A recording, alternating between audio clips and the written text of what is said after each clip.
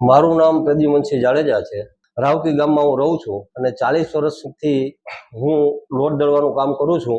જે પથ્થરની ઘંટી હતી પણ એમાં એટલી બધી તકલીફ પડતી, જ્યારે ઘંટી ટાંકવાની થાય એટલે પાછી 2-2 કલાક ખોટી થવું પડતું અને છતાંય પાછી ફિટ કરીને પાછો એમાં જો પ્રોબ્લેમ હોય તો પાછી ખોલવી પડતી। એટલે એમ માનો કે અડધો દિવસ તો એમાં જ વયો જતો। અને બીજું કે આ પથ્થરવાળી ઘંટીમાં 20 કિલો એ 2-2 કિલો લોટ ઓછો થતો, એટલે ગ્રાહકની પણ પ્રોબ્લેમ હતો। એ કહેતા કે બાપુ લોટ બહુ ઓછો આવે છે કે। એટલે પછી આજથી 4-5 વર્ષ પહેલા એક મારા મિત્ર ભેગા થયા, એને કીધું કે આ ઘંટી હવે તમે રહેવા દો, આ તમારાથી ન હાલે, એમાં બહુ તકલીફ પડે।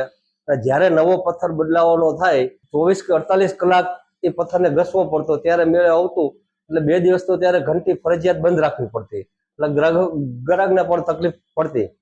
એટલે મારા એક મિત્ર મને ભેગા થયા અને એને કીધું ભાઈ જીતુભાઈ કરીને મારા મિત્ર છે અને સાપર વેરાવળ એને ઓટોમાઇઝ નામની કંપની છે, ત્યાંથી તમે ઘરઘંટી લાવો। એટલે હું ત્યાં ઘરઘંટી લેવા ગયો। મેં ઘરઘંટી જોઈ પણ મન માનતું નહોતું, પણ ત્યાંના શેઠ જીતુભાઈ શેઠે મને કીધું કે તમે લઈ જાઓ, ન હાલે તો તમે પૈસા ન આપતા ને પાછી મૂકી જાજો।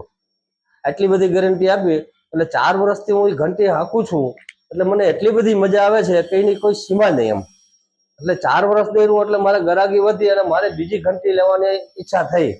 એટલે એના માટે મેં આ બીજી મોટી ઘંટી પાછી મગાવી।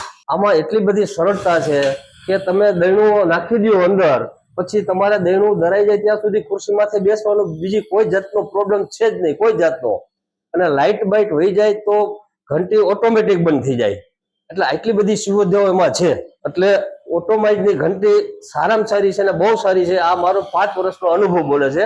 જે બધા ઘંટીના ધંધાર્થી છે, મારું કહેવું એમ છે કે તમે એક વખત ટ્રાય કરો, તમને આમાં બહુ મજા આવશે। અને બીજું કહેવાનું કે પથ્થરવાળી ઘંટીમાં અત્યારે ઓછામાં ઓછો 7,000ની આજુબાજુ પથ્થર આવે છે।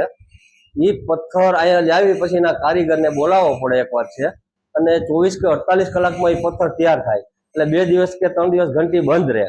બીજું કે એમાં મોટર ક્યારે ગરમ થઈ જતી કઈ ખ્યાલ ન આવતો, લગભગ 6-8 મહિને તો એક વખત મોટર ભરી જતી ને બદલાવી પડતી। એટલે એ ખર્ચો પણ એટલો બધો વધી જતો કે એની વાત જવા દો। બાકી બેરિંગ હાલતા ચાલતા એના વ્યાજ હતા। બેરિંગ 4 બેરિંગ એમાં આવે, એમાં મહિનામાં 1 બેરિંગ તો બદલાવવું જ પડે એક વાત છે। અને ક્યારેક જો પથ્થર સેટિંગ ન આવે તો લોટ છે ને એટલો બધો જાડો આવે કે વાત જવા દો। એટલે એ ઘંટીમાં આટલા બધા પ્રોબ્લેમ હતા। એટલે એના હિસાબે પછી મને ફાવતું નહોતું, એટલે મેં પેલા વાત કરી કે ભાઈ મારા મિત્ર થયા અને તમે આ એક વખત ઘંટી વાપરો। એટલે હું સાપર જઈને ઓટોમાઇઝ નાની કંપની છે, તેમાંથી મેં 5 વર્ષ પહેલા નાની ઘંટી એક લીધી હતી। એટલે એ મને એટલી બધી ફાવી ગઈ કે મારે સાંજ સુધી પહોંચાતું નહીં, એટલા બધા મારે દૈણા આવવા માંડ્યા। પછી મને થયું એક ઘંટીથી તો ભેગું ન થાય, એટલે મેં આ બીજી નવી ઘંટી હમણાં મહિના દિવસ પહેલા મેં મગાવી। અને એમાં એવું છે કે એમાં એક સાથે 1.5 મણ દહીણું તમારે નાખવું હોય તો અંદર પડ્યું રહે એક વાત છે, અને પછી તમારે બેઠું રહેવાનું। જ્યારે તમારો ડબ્બો ભરાય ત્યારે તમારે ઊભું થવાનું રહે, એ સિવાય બીજી કોઈ જાતનો પ્રોબ્લેમ નહીં। અને ખાસ આમાં એ વસ્તુ છે કે તમારી ઘંટી ગરમ થઈ જાય ત્યારે તમારી મોટર ઓટોમેટિક બંધ થઈ જાય। આજે 4 વર્ષથી મેં આ નાની ઘંટી લીધી છે, હજી આજ સુધીમાં મોટરમાં કોઈ પ્રોબ્લેમ છે નહીં। એટલે આમાં મોટામાં મોટી સગવડતા એ છે કે મોટર ઓટોમેટિક બંધ થઈ જાય છે, એટલે તમારે મોટર ભરવાની ચિંતા ન રહે। એટલે એ પણ તમને મોટો ખર્ચો બચે। અને પાછી ઓટોમેટિક છે, લાઇટ વહી જાય એટલે જે ઘઉં આપણે નીકળતા એ ઓટોમેટિક બંધ થઈ જાય એક વાત છે। ઘંટી ઓટોમેટિક બંધ થઈ જાય। કદાચ આપણે બહાર ગયા હોય, આગળ પાછળ ઘંટી ચાલુ હોય તો લાઇટ વહી જાય તો ઓટોમેટિક બંધ થઈ જાય। અને ઘઉં કે બાજરો તમે દરતા હોય એ ઓરે બંધ થઈ જાય, એ તમારે ઘંટીની અંદર ન જાય। એટલે એ મોટામાં મોટો ફાયદો। અને ઓલી ઘંટીમાં જો તમે પથ્થરવાળી ઘંટીમાં જો તમે દરતા હોય, જો લાઇટ વહી જાય, જો તમે ટાઈમે એનું ઢાંકણું બંધ ન કરો તો ઓછામાં ઓછા કિલો 2 કિલો ઘઉં લોટની અંદર જળવાઈ જાય। એટલે એ હિસાબે આ ઘંટી એટલી બધી સુપરફાસ્ટ છે કે એની વાત જવા દો।